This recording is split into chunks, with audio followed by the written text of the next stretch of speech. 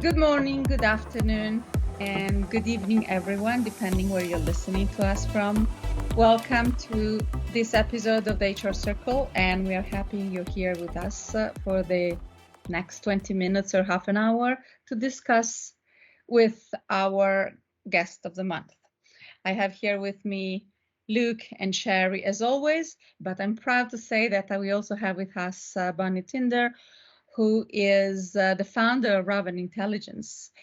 And I think she's fantastic. After years in the HR technology area, working with partners, with vendors, Bonnie has created truly an online community that focuses on helping customers locating the best partners for their own implementation of HR technology, whatever HR technology. So I'm very proud she's here with us. And hello, Bonnie. Welcome. Hi, Bonnie. Hello, Great hello to see you. to all of you and to our listeners at home. I'm so happy to be here. So we're really interesting to hear your point of view. You have such a vantage point to see what happens when a company need to implement. We assume they have selected the best possible technology they need to have, but at some point they need to do something with that technology and implement it. Yeah. Well, I mean, So a customer has two good decisions to make. They have to, number one, choose the best technology for what they're looking to accomplish. And then number two, they need to choose the best implementation path, which includes the selection of a partner in most cases. And I think the success of the project really depends on answering both of those questions correctly. that Definitely. makes sense. Do you see often also, or do you hear often also of um, groups or customers self-supporting in that area?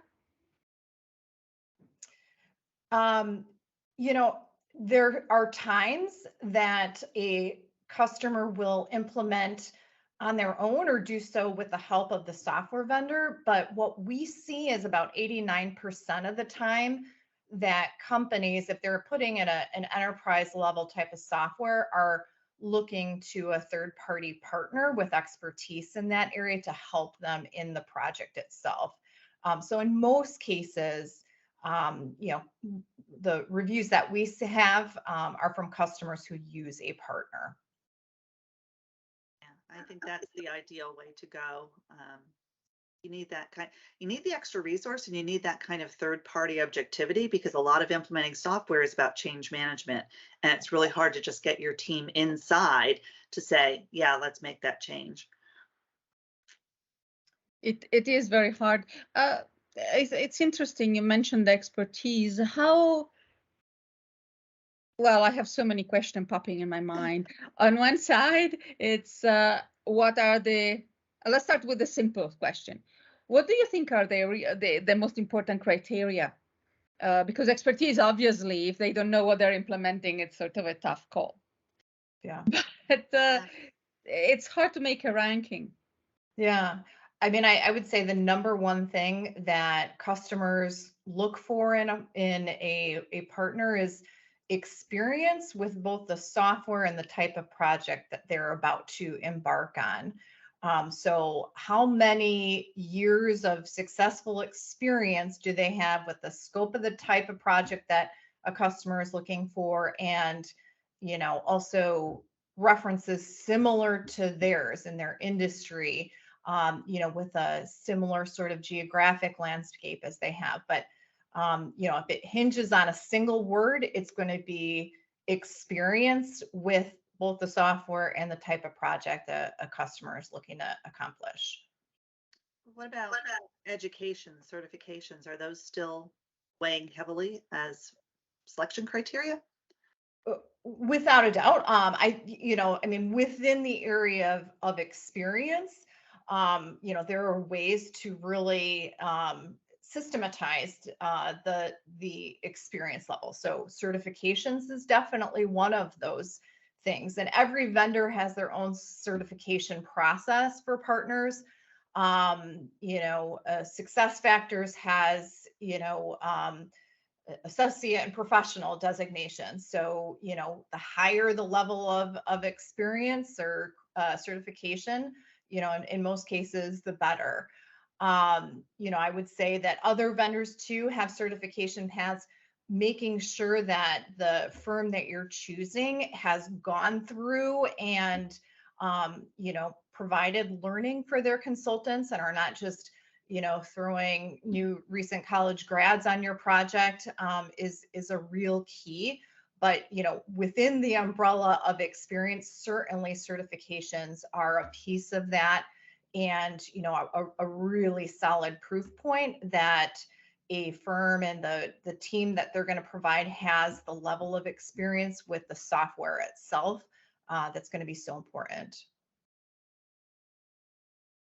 So one of the things that I've heard from SAP for quite some time now, and I've heard about as well, is at least in the success factor space, that there are not as many consultants around as is needed for the demand at the moment. Is there anything you have seen in the work you've done with customers to highlight this, or is there anything else that you've seen, or any tips you might want to give to customers in that area? I would say that success factors, as a lot of the other HCMs, the good certified consultants are in high demand. Especially in the last 2 years, there have been tremendous amounts of turnover within professional services. And so we see consultants moving from, firm to firm, or in some cases getting out of professional services and doing something else. So for sure, that does put a strain on the amount of resources and the availability of certified talent in the industry. In like any laws of supply and demand, that has driven the price of consultants and engagements up because of some of those, larger economic pressures and talent factors. Is that discouraging anybody? Do we know? Is that discouraging anyone from implementing the price of consultants? I don't think it's so significant that it's caused people to, draw back on projects entirely. It has definitely made the sales process longer, because from a competitive standpoint, there's nothing unique about SAP Success Factors versus, Workday is having the exact same challenges as is Oracle as well. I think a trend that we're seeing that's akin to this area is that we're seeing a lot of team turnover on projects as well because of turnover with the industry. I was looking at some of our stats this morning, and in general, on a project, the team will only stay intact about 64% of the time. And those are basically the smaller projects. If you have a large scale implementation going on, that's taking, any more than 9 months, chances are your team composition is going to change, definitely internally, but also at the consultant side again, because of some of those pressures with resources and turnover within professional services in general. So customers are really going to have to plan for that, in essence, plan for the fact that there's going to be an inevitable turnover from the project team, no matter who they choose. It's got to be something they've got to plan for and build in a contingency in their project plan and timeline, which is going to have also probably a cost impact as well on the project, because if it's someone in a critical role, then you might have to have 4, 5, 6 weeks delay potentially. And that means people sitting around not doing stuff that you're potentially paying for if you want to retain them yourself, or it could have a knock-on effect that someone ends up leaving a project because you can't afford to pay someone if they're not billing any hours. For example, if you have to use external change management resources or something like that. yeah, it's got some ramifications. Without a doubt. And, Luke, 52% of the time, the projects are on time, but the other 50% essentially are late. And it's because of factors like team turnover and change, not necessarily always at the consulting side or the partner side, but internally within customer organizations as well. Statistically, people don't stay in the same position in large organization more than a couple of years. So if a project lasts 9 months, chances are that there will be some that move on to the next one. I usually consider that, or I try to tell customers that, when they conceive a change management, there should be an information package that can be distributed, not after the project is done. That's sweet and necessary as well, but also during the project. Because if when a new person comes on board, you need to start thinking, okay, what do I need to tell these people? How do I communicate? How much? Then it's all time wasted. Yeah, that's very interesting, Kara. Yeah, it's a good point. Yeah, if you have already done, and in the end, it's not additional effort because you'll need to assemble that information anyway for change management. You just start doing it right away. So when something changes internally or externally, you're ready to go with, okay, here you go. You know what? I have this is the face and who is who of the project as it is today. This is what we have been doing. This is the scope. This is the presentation we started with. This is the latest update. And at the end, it does accelerates a little bit. But yeah, I think the turnover in the project is a huge concern. And when you start accumulating the percent, you have the 52% on time, you say. Then you have how many says they are successful. And then you start looking at the percent of adoption of technology. Then you start wondering, but I don't want to do that demultiplication because that would be even more discouraging sometimes. I believe it's so important, and yet it's so easy to encounter hindrance, let's say. Without a doubt. And, I think one of the points that you made, just, this idea of documentation and knowledge transfer is a real key, and having things even, in a format that can easily be flexible and updated over time, as opposed to static documents. I mean, these projects are so dynamic in nature and they change all the time. 40% of the time, customers say, we changed the scope of the project internally, which caused, the snowball effect. So being very flexible, and allowing your documentation to be adaptable to this idea that, things can change from week to week, day to day, hour to hour is really important. That's so true in the whole cloud environment. Now, digging a little bit deeper, we started saying what are the criteria. How can a customer, or how does a customer usually find that magic wand that is in fact a good partner?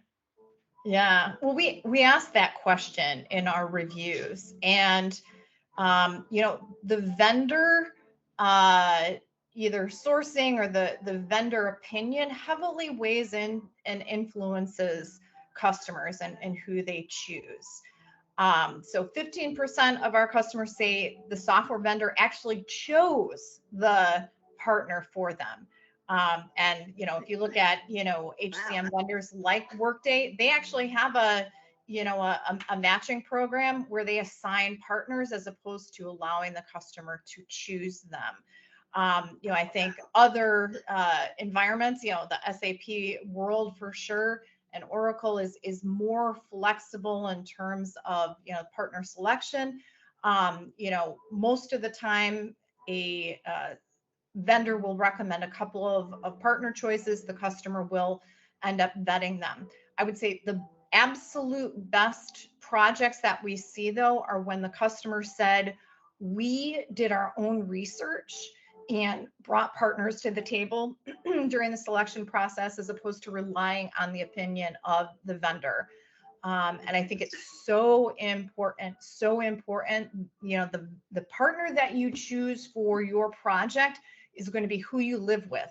And, you know, it's not SAP, it's not Workday who has to live day to day with a partner choice. It is you and your organization. So you want to make sure that you're doing your homework to you know, ensure that you have the right fit, the right team assigned.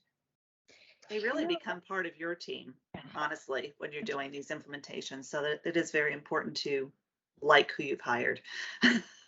Yeah, I think it's important for customers to realize that the vendor recommendations usually come from a sales executive based on who takes them fishing or golfing or so and so, and True. you know, they're not the sales executive. They're not the experts always on picking partners, and Well, the same I for think it's prudent. But Like when you do your vendor assessment, you know, you look at multiple vendors. So why not do that with the partner as well?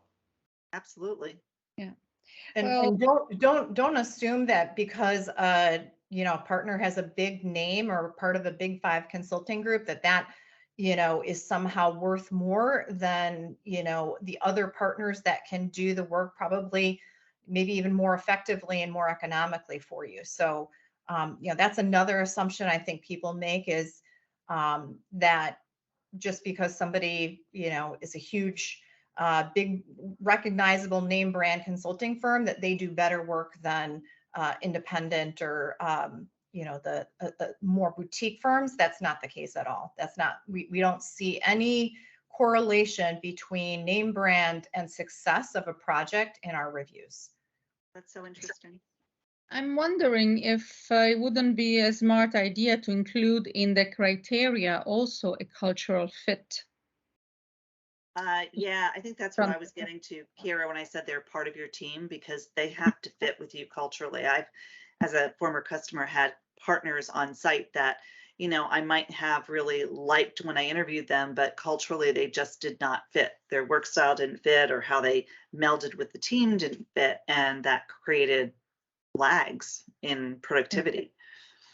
Well, misunderstanding because oftentimes we hear the cultural fit may be a bad bet when you're hiring people because you want a diverse composition. But in the case of a partner, is a very different proposition. The more it's similar in the philosophy to the company who's looking for a partner, the more the consultants will have the same priorities, the same ways of working, I guess. And suppose it should make things easier and faster, I would hope. Yeah, and you know what? There's no accounting for individuals from a consulting firm. You can have mismatches in cultures with the individuals. But if you can get to the top person, you know, and you can get responses from the AE, the account executive, or, you know, whoever is in charge, if you can get that attention and you have a good rapport with that person, that's important. Yeah. Mm-hmm. Yeah, and you know, this idea of like cultural fit is sort of this squishy area. It's hard to define. On the other hand, we see it really evidently in our reviews from customers in these areas where we're asking for, you know, tell us about the team, tell us about the people who are assigned to your account. And that we try and define or quantify cultural fit along with like, tell me about the people and the resources. And you know, the ones where you see that great cultural fit happen is when we see actual names that are put on recognized consultants to say, you know, I developed such a strong relationship with this person. You know, typically it's because that cultural fit between or the team dynamics was really solid. So I would not disagree at all. You know, there's this area that you have to sort of, you know, feel in terms of, does my team fit with the team of my partner? Yeah, I get it. It must be very hard. I was actually struggling mentally trying to see how could I've done my share of RFP either for putting it out to vendors or for answering to them, as I'm sure Luke has done as well, and so on. But I have never seen. I spent incredible number of hours on filling up Excel sheets one after the other of how that works or should work, and I find that almost disinformative because most of the time it's too generic. Even an Excel sheet of 1,000 lines is going to be too generic to really be informative. And then you actually have description of what will be the products of the project that goes into an SOW. It goes on forever and ever and ever. But neither of those will explain how these consultants will interact, in fact, with the team. And that's really not something that can be described. I'm struggling, I'm trying, maybe we'll come up with something brilliant, but I'm struggling to figure out what could be done to facilitate that. In fairness, I have also seen incidents where the cultural fit was not there because the company wasn't ready to change. And that consultant would have given good advice and probably was giving the right advice, but it resulted in friction that just wasn't tolerated. Yeah. So you have to be ready to change. Yeah. But cultural fit means also fitting into what, if the organization is not ready to change, to start with, they shouldn't be looking for a project. It's surprising the number that are, though. But then the cultural fit should be looking for someone who's prudent enough to suggest things, to understand and to suggest things in a way that is not overly challenging. Because a consultancy firm, and there are some that are very aggressive, that one thinks, you know what, the process has to be like this, and this has to be like this, and this is how we do it, maybe a bit much. You have to have the right people as a customer. You have to have the right people on your team too that are driving the change.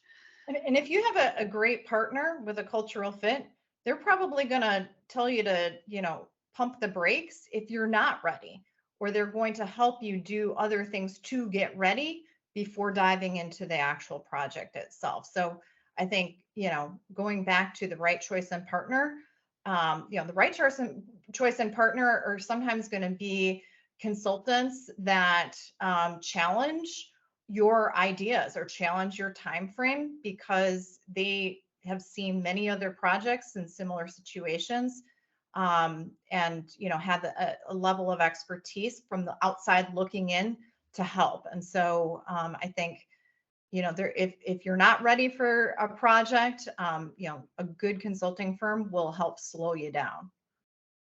That makes sense. That's Do we see anywhere a mention of the level of trust that they have in the partner? Because accepting to be slowed down implies that there is a level of trust toward the. right. The communication is flowing. And Yeah.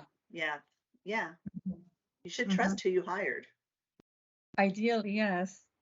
Yeah. But, and I think that trust is certainly earned over time. But by the time that you actually sign a contract with a firm, if you don't feel like you can trust them, don't sign the you shouldn't be partnered with them or get out of it. Yeah. So we spoke about the time and how often projects end up on time. And most of the time when I remember talking about projects, we always said I was on time and on budget. So what do you see from the point of view of the cost of the project? That's everyone's performance goal, by the way. It's all written in their performance objectives. On time and on budget. Yeah, and it might be, but the on budget average that we see for projects is 64%, with 5% of the projects going over budget by 4x or more, which is quite crazy. but that on budget and on time average, I think is, regardless of the vendor, that is about where everybody is performing. That is not a telltale sign of success or not having success, projects being successful. Because as we talked about, so many, sometimes so many of the goals are sort of moving targets over time. So that doesn't represent negative or failed projects. But it is a marker that is pointing to other things, team turnover or scoping issue creep or something like that. So it's one of the KPIs, but certainly it's not everything. And what I would say is more important to look at than, did my project happen on budget? If you're satisfied and you got the value from the project, is to look at what sort of returns did I get from the project? What business impacts? And that, to me, was one of the most shocking things about the reviews that we get at Raven, is that the majority of customers, so 60% of the people who do a review at Raven, have no idea about cost savings, or it's not something that they feel that they can quantify. 18% say that they got no cost savings, 12% say that they got less than 100,000, and a small fraction, so between 5 and 7% saved upwards of 500,000 or $1 million. So most of these projects are not resulting in hard dollar savings. But with that, I think one of the real things that is lost in these projects is to have a clear understanding of, so what were the business impact? If it's not cost savings, and I think we've determined that it's not, in a lot of cases, hard dollar savings, what are the things that they can point to? Reduced employee churn, increased employee engagement, things like that they can hang their hat on to say, we were successful in our mission by implementing the software because we did this. And I think that is a more important marker than, did I hit my benchmark in terms of, did it get delivered on time? Check that box. Not as important as did I check the box with business impact that I went for. So it gets to setting goals from the outset. But if 60% has no idea of the cost savings or not, it simply means that they didn't give themselves the measuring base at the start, because Right. Otherwise they would have a clue. When you said a moment ago that so many are not doing savings, well, that's sort of lumping together those who have no clue, and perhaps the vendor and the partner should at the start saying, well, let's take a baseline, because otherwise it will be impossible to measure success. Well, and here's where I think there's a disconnect is, when we get an employee, or I'm sorry, an executive sponsor who does the review, typically they're going to be more positive than a team member or team lead, and they're going to know what the impacts of the business were. Yeah. And I think that's a real problem, because the committee, or if you're on a project team or you're leading the team, those impacts aren't necessarily as important to you as with your executive sponsor, but I would argue they should be. And everybody should clearly know what are the meta goals of this project, because sometimes that gets lost. The devil in the detail gets lost with the timelines and the team project, as opposed to, all right, what are we're all working toward the same big goal, which is not as clear, especially if you're just a team member versus the sponsor. I think the other challenge is also, at the time that they're giving the review, they might need more time, more of a runway to achieve the savings that they set out to achieve in the beginning. Yeah.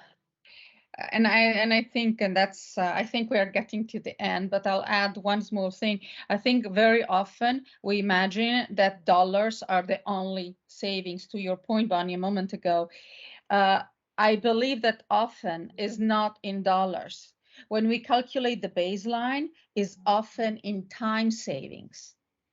For communication purposes, we can translate the time savings in dollars based on average salaries and these kind of things. But most of the time savings, if I save for every manager 2 hours per employee that they have to manage every month, well, if I don't reallocate those 2 hours, well, my managers will have a lot more coffee to drink, but I will not see a direct savings. I need to communicate how that time will get reemployed and what are the benefits. Or maybe I want to give everybody the 2 hours to manage their mental health, but it's up to me to communicate that part. Yes. Or if you're saving the time because now things are being automated through, let's say, an interface or an integration, and now your rate of errors has gone down. How much is that? So it's one thing to say our error rate has gone down 10%. That doesn't sound very impressive, but if we're spending $1 million less, paying out things that we shouldn't have been paying out because of these errors, that's enormous. So how Yes. can you quantify the hours or the increased efficiencies that these software projects enable? That is really that's what the return on investment we're talking about, and what's a little bit harder to get to quantify, but it's so important. Well, it's fascinating, and I think we could go on for another 2 hours of value and ROI, which I will. Great discussion, though. It's a big question mark. Lots of good. Yes, absolutely. Thank you for bringing. And you know what? In choosing a partner, I'm going to send over a link. Maybe we can link it in this podcast.